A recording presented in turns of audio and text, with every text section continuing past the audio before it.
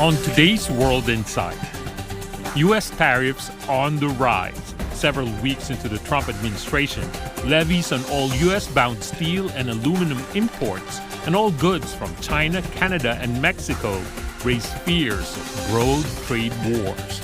So beneath all the chaos and disruptions, what's the U.S. administration's endgame? Could tariffs make America great again?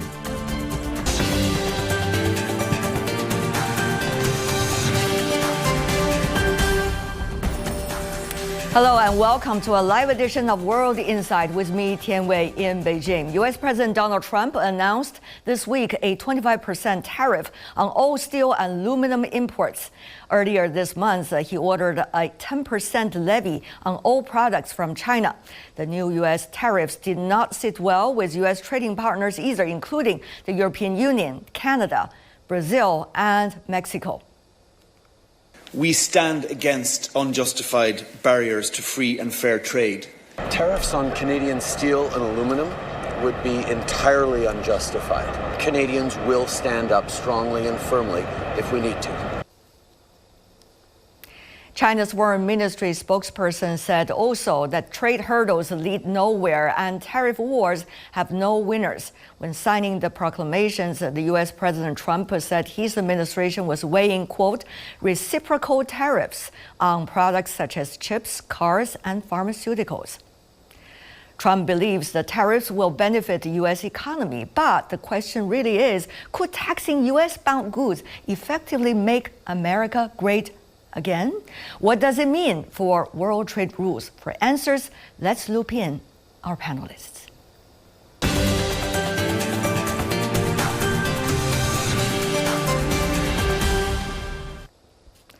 Joining us in Portland, economic professor Yan Liang, who is the Creamer Chair at the Willamette University. Joining us in Paris, law and economics professor Armin Steinbach, who is with the business school HEC Paris. In Beijing, Manny Mendez, who is the founder of MCM Group Holdings. And last but not least, in the Beijing studio with me, Einar Tangen, senior fellow at the Taihe Institute and chairman of Asia Narratives. Welcome to every one of you. How should we understand the logics behind one after another threats of tariffs and, after all, implementations of executive orders about tariffs? Let's go from Manny first. Manny, you are originally coming from the United States, been doing business in China, with China since the 1980s. What is your understanding of this logic? Well, I think what's happening now is the use of tariffs is a tool to push foreign policy, not only try to balance trade, which is usually the number one reason, but now I think it's used more as a tool to negotiate foreign policy, like what you've just seen with Mexico and Canada on the issue of illegal immigration and fentanyl. And I think it's also a way for the government to generate tax revenue through tariffs.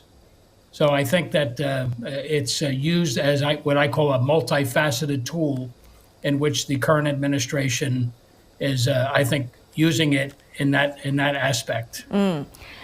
Now, Armin, how does that work? That so-called comprehensive, use it as a tool for all different purposes? I mean, whether it will work, we will see. I have great doubt that this is going to work. It will certainly be America shooting it in its own knees, because what we will see are detrimental effects on the U.S. economy, even though at first sight it puts a lot of pressure on the trading partners, notably the European Union, but also Mexico and Canada, and raising the question on their side what to do. And that is the major issue that, at least here in Europe, is discussed very controversially. We don't know what the optimal answer to this coercive tool of U.S. policy should be. There could be a trade restrictive answer or a trade enhancing answer. Data from the American Iron and Steel Institute recently shows the top 6 steel exporters to the United States in 2024 included its allies Canada, South Korea, Japan, with Canada exporting over 6 million tons to the United States. Which country will be harmed the most by the 25% tariffs on steel and aluminum imports? According to the President of the United States, it is without exceptions or exemptions. But really the logic behind all of this is kind of mind-boggling, Einar, because last time when he was during his first term also levied heavy tariffs on the imports of steel and iron, but the U.S. production of those products did not make up to the absence of foreign imports. So after all, we see some very interesting phenomena since then. Einar, what is your interpretation of this logic? Well, I'd be quoting the Tax Institute, which is a nonpartisan group in the United States. They went through the numbers. They said it actually decreased employment. It actually dragged down GDP, and it resulted in more costs. They estimated somewhere around $600 per family was affected in terms of this. So this is a complete flop. I disagree a little bit with Manny. This idea that this is a multifaceted tool is not correct. This is just simply a tax on the American people for no good end. And right now, the latest headline is that the price of gas and eggs are up, inflation is up, and this is not why Donald Trump was elected. He was supposed to take care of the economy, and he's running on a short leash. All right. This continues. Well, Yan, if we take a look at the pictures since President Trump comes into the office about tariffs, he's been using it as a tool for a lot of things and almost everything. And yet, we know that the effects of tariffs or more tariffs will not know until a few months later. What does this time difference mean for his political agenda? After all, how much time do you think the public and also politics in Washington would give him the benefit of the doubt so far? Right. Well, good to talk to you, and happy Lantern Festival to you and Same all to you. our panelists.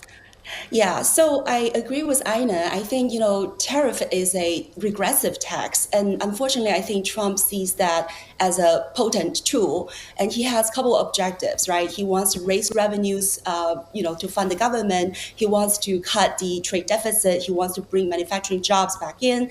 And he also wants to use it for non-economic objectives, such as national security, which is pretty behind the so-called steel and aluminum tariff. Now, the question is, how does this work? Well, I think the previous panels have already talked about this is unlikely to work just based on the empirical evidence. Steel and aluminum production has not gone up. The price have been not really going down.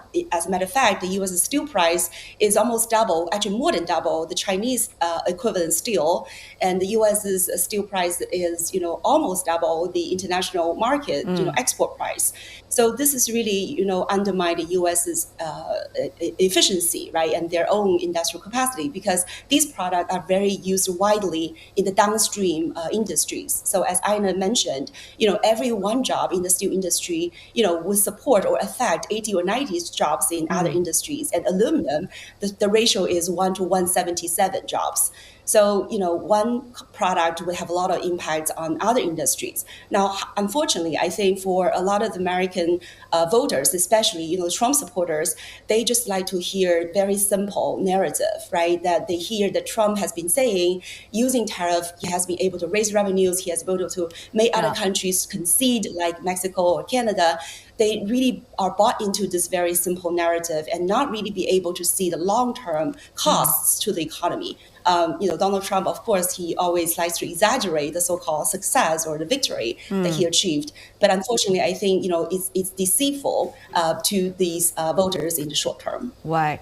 Well, if that is an answer to the voters or to the earlier promise during the campaign to the voters, what about to the trading partners of the United States. So far, Armin, I want to quote for you reaction coming from the European Union. After all, you are based in Europe at this moment.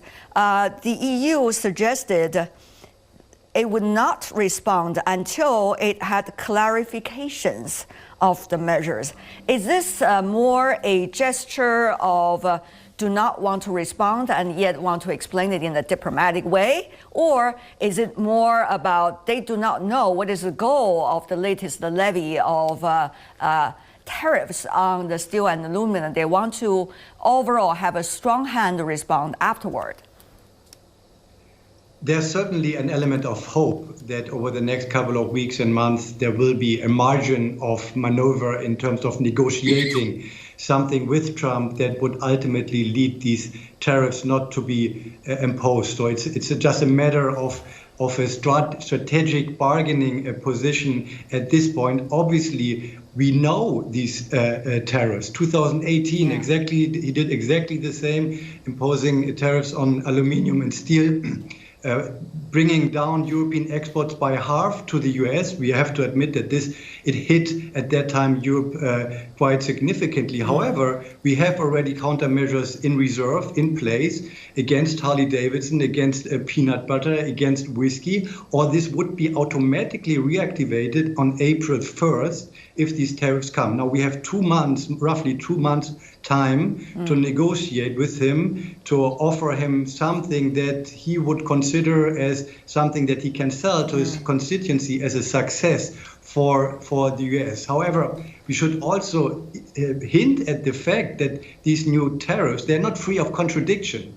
He's complaining that US cars are not being sold in Europe. He wants to have more US cars being sold in Europe. However, he imposes tariffs on steel. The effect of this will be that production costs for cars in the US will go up, rendering competitiveness of US cars even worse on the US market. So there's a lot of contradiction going on this objective function on his side. But the question is, what can be achieved over the next couple of weeks and months in terms of negotiation? We see some business in the United States have been responding, global businesses such as Coca-Cola or some of the car manufacturers.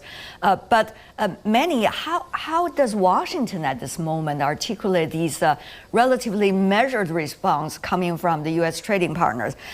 EU was one of those that we already mentioned. There's also coming from Mexico. The president said she heard the news, as everybody, only from the press, and also want to keep a calm hand the way our responses as things progress, end of quote.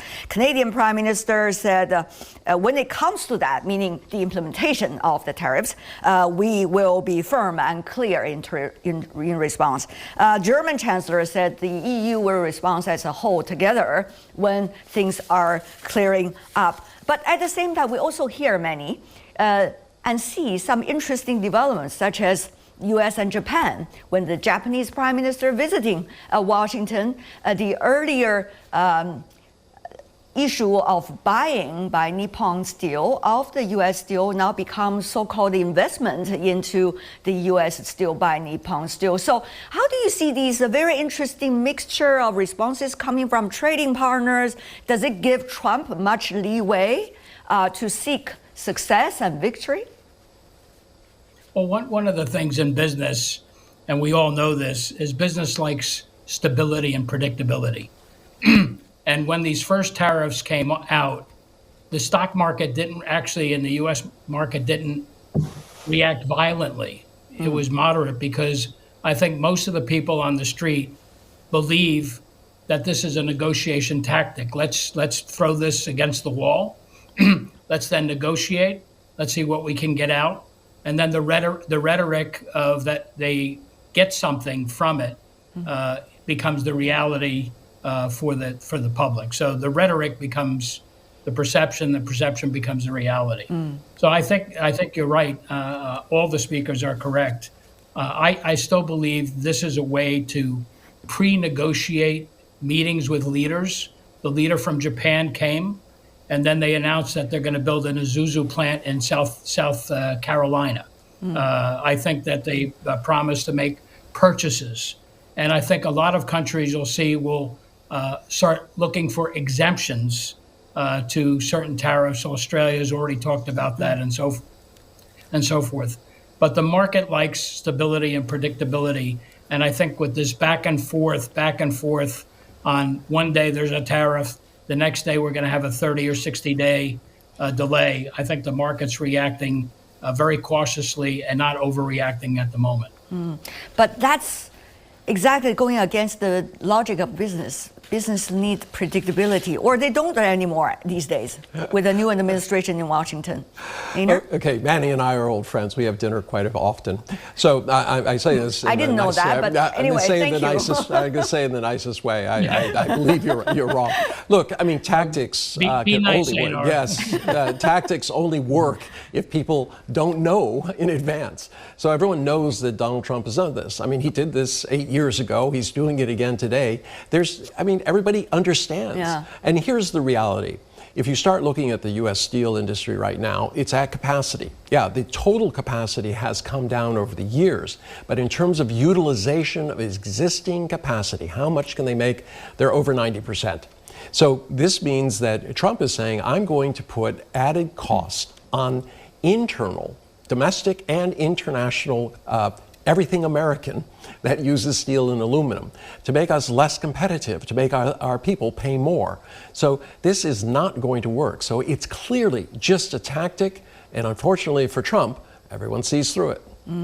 Very interesting, because if Yan, we look at the numbers, last time the 2018, after that 25%, aluminum coming and steel coming from China, already 25% levy. And then earlier, we have seen earlier days of the Trump administration at 10% effective February the 4th already, which means 35%, with another potential of 25% on the aluminum, steel, and iron. Chinese exports to the United States in these categories will rise to 60%, 60 tariffs. So how much do you see is there space for Chinese producers of these products? There are a lot of olive branches already being extended to them at this moment, coming from different parts of the world, I understand. How do you see this interesting change already of attitudes? Right. So I think, China's strategy has been very clear, which is to try to Trump-proof its economy. So as far as trade is concerned, Chinese, producers have been upgrading their trade structures. Now they're exporting a lot of high-end, high value added products to all over the world. And when it comes to the export destination, the United States also has becoming a less important export destination, right? The export to the US from China has gone from 19% of the Chinese total exports to now roughly 15%, 14.6%, right, as of last year. So that means China still has a lot of competitive advantage, and it sells very well to the rest of the world. So China is able to sell to, let's say, Vietnam or Mexico or other countries. And so it does not really have very high direct exposure to the US market. As a matter of fact, China was no longer a very important, steel exporter to the United States since 2014. It has been actually gradually go down. And, because of the tariff, it actually now, again, it's not a significant player in that steel and aluminum sort of export as a partner for the United States directly. Now, that said, I also agree with Aina. I think that many countries will show the gesture that they're going to invest, but there's so much uncertainty, right? So who knows 4 years later whether or not these tariffs will be kept in place. And when we're talking about steel and aluminum plants, it takes years to be able to put up a plant. As a matter of fact, for the United States, there was no new really aluminum plants in the past 40 years. So there's a lot of questions about, how the U.S. now, even if they're able to attract foreign investment, which is what Trump, boasts about, how really they're able to put up the production and how efficient production is going to be, right? They lack the infrastructure, they lack the cheap and cost-effective energies to produce. And this is one of the first reasons why they cooperate with, Canada and build these aluminum plants in Quebec, because they have the hydropower, the electricity was very cheap, and they build this sort of strategic partnership to be able to supply the U.S. aluminum, because the U.S. rely on 80% for imports, right, to supply their aluminum for domestic uses. So there are a lot of questions about, whether or not this scheme actually is going to work. And I think, there's a lot of questions about that. Some of our friends would say, don't think too much. When President Trump put forward his rhetoric as a strategy for negotiation. But the question really is, the U.S. is a very important economy in the world. It's an important pillar of the current international trading system. When it comes to the latest remarks coming from the current administration talking about reciprocal duties and tariffs, that makes a lot of people concerned even more, because it's not just about if you levy 5%, I levy 5% on you. It's not that work that way. Rather, it's not only about the numbers, but also about how the U.S. would term its different trading partners as whether they have quote unquote manipulating their trade policies and investment policies and stuff like that. And the only judge is the United States itself. So, which put us to a bigger question about the current rounds of rhetorics, response to rhetorics, so-called negotiations, the political drama among leaders. How is it serving or disserving our international trading system? Manny. Well, I think you have this split where there's many economies that have open trade and global trade, and then there's another view of isolation. And as we all know, isolation never works. I think we're too interconnected, interdependent to separate. There was a big talk about decoupling before, nearshoring and going. There's our two economies represent about 45%, China and the U.S., 45% of the world's GDP. And there are certain areas that are sensitive, and those will be off limits. But generally speaking, we have to work together. And this idea that we can separate from the world, I think, is not going to work. These type of taxes, of tariffs, do not do anything except pass along costs to the consumer and the importer and so forth. So it actually drives inflation. There's no winners in a trade war, as you know. There's only losers. Right. And tit for tat doesn't work. Yeah. It just doesn't work. We tried that before many times, especially in 1930s when we have a real crisis of the world. I mean, you served once in the WTO. I'm sure you understand even better than most of us about how is it serving or deserving the international trading system, especially so-called reciprocal tariffs. I mean, absolutely. This tariff imposition goes against the multilateral idea. It's basically another attempt of the US, specifically of Trump, to undermine multilateral trade. That's what he had done already in 2018 when he paralyzed the WTO, paralyzing the dispute settlement procedures of the WTO, which is a very successful, very effective tool of settling trade disputes recognized by all WTO members. And I did like actually the Chinese reaction to the first announcement of tariffs, which was we go to Geneva. We launch a panel procedure as one should do in a multilateral trading system against the US. Now, the problem is the multilateral trade system, the WTO system, is dead. It has been killed by the United States, by Trump and his administration. It has not been fixed by the Biden administration. And that's why the WTO is struggling and bringing order into this trade wars. I fully agree with what has been said. There are only losers to these trade wars.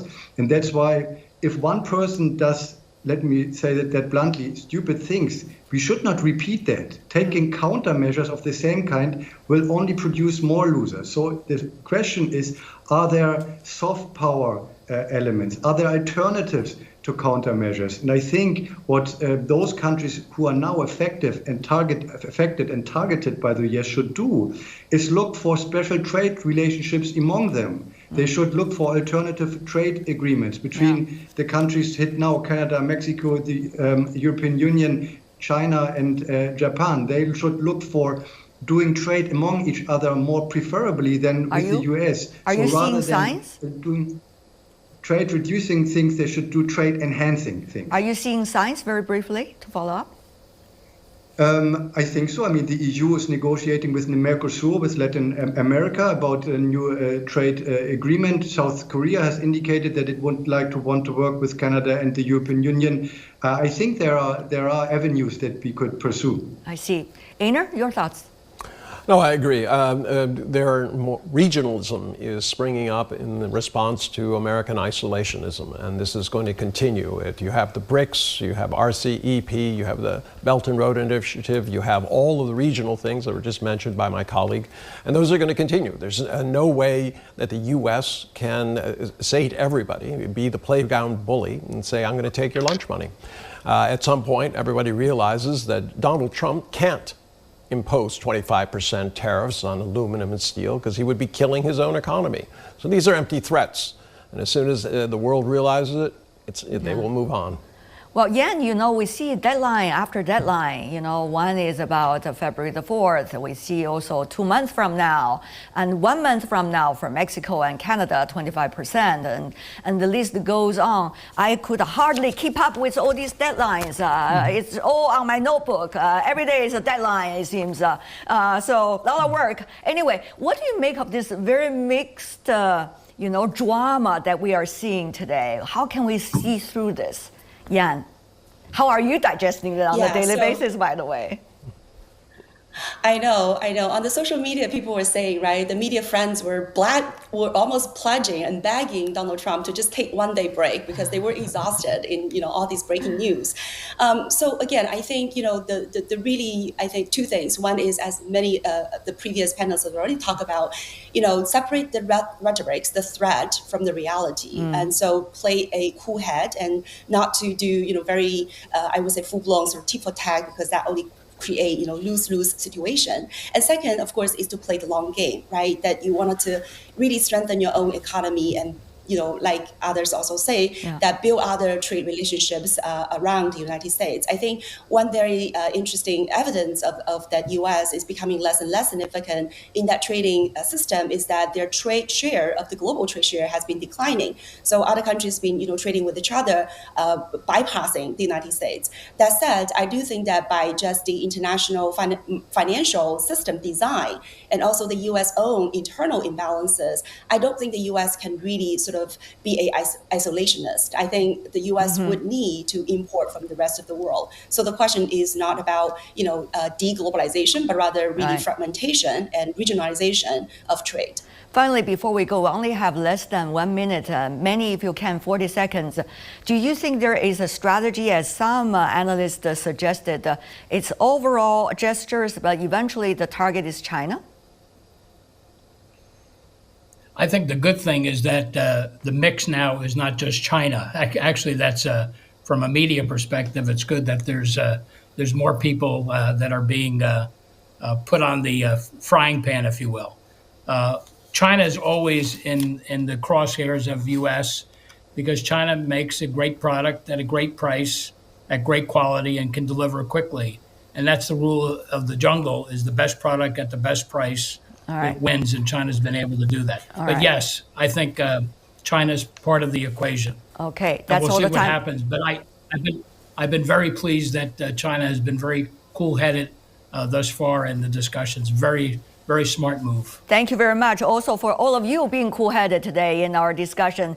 Yan, Armin, Manny, and Einar, appreciate it. That's all the time we have for today. If you'd like to know more, search World Insight. Check out our YouTube channel. Follow us on X and Facebook. I'm Tian Wei. On behalf of my team, thanks for being with us. Bye for now, and happy Lantern Festival.